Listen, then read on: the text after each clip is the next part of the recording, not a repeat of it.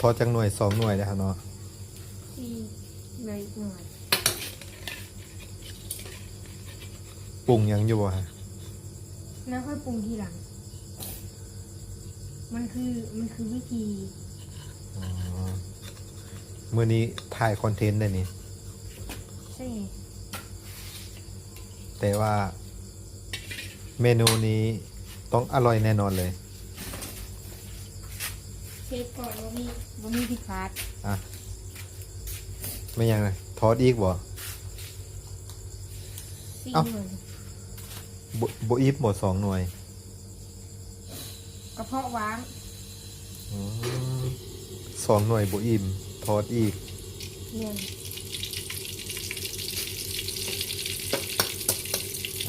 ขั้นตอนตอกไข่ วางไข่ไว้ก่อน ไม่สร้างขยะแต่ก็สร้าง โอเค โดยเชฟมังกร เชฟมิชลิน3 ดาว เชฟมังกรกำลังทอดไข่นะครับ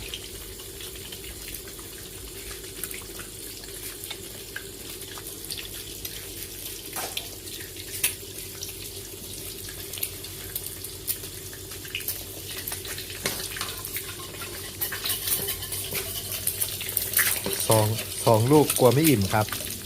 ทอดอีก2ครับ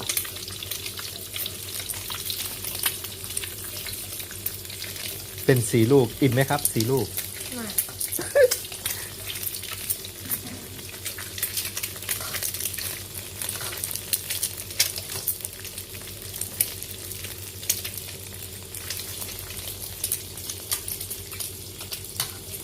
2 ทุ่มนอนไม่หลับครับ ต้องมาทอดไข่กินครับ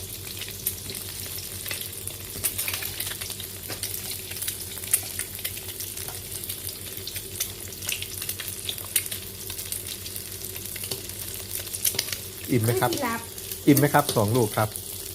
ไม่อิ่ม4 ลูกก็ไม่อิ่ม โอ้ หืม หิววัติ ใช่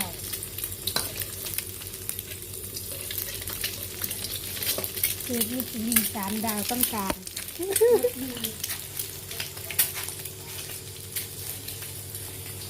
เอายังอีกฮะ ต้องการรสดีนะ ใช่รสดีบ่รสดียูพี่ก็มีเหรอวะ ที่ไหน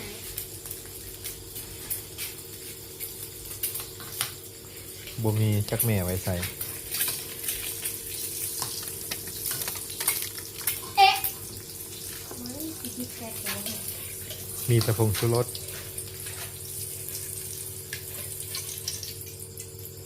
อันนี้คือเชฟมังกรนะครับ คิดให้เลย สั่งมาจากประเทศลาวครับ เชฟมังกร ไม่ใช่ประเทศลาวอิตาลีต้องถูกใจสิพอ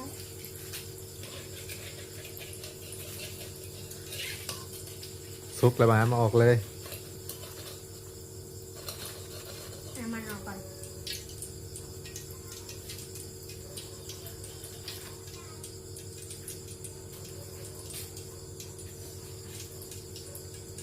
กินข้าวเหนียวหรือข้าวเจ้า ข้าวเหนียว เจ้า ข้าวเจ้าบ่ แม่นแล้ว ใส่ข้าวเจ้าเอาไว้ใส่ นั่นแหละนั่นแหละข้าวเจ้ากับผม อ๋อ ข้าวเหนียวก็ได้ ใส่ข้าวเหนียว ซักอันนี้บอกข้าวเหนียว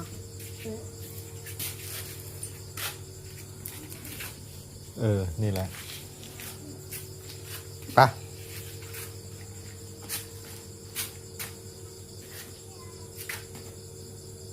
ฮะ อร่อยอยู่ แต่ว่าไม่ค่อย อันนั้นสักเท่าไหร่จมูกดีให้ดี โอ้ไม่ไหม้บ่ครับปะโอเค ขึ้นแล้วได้บัดนี้พอขึ้นแล้วได้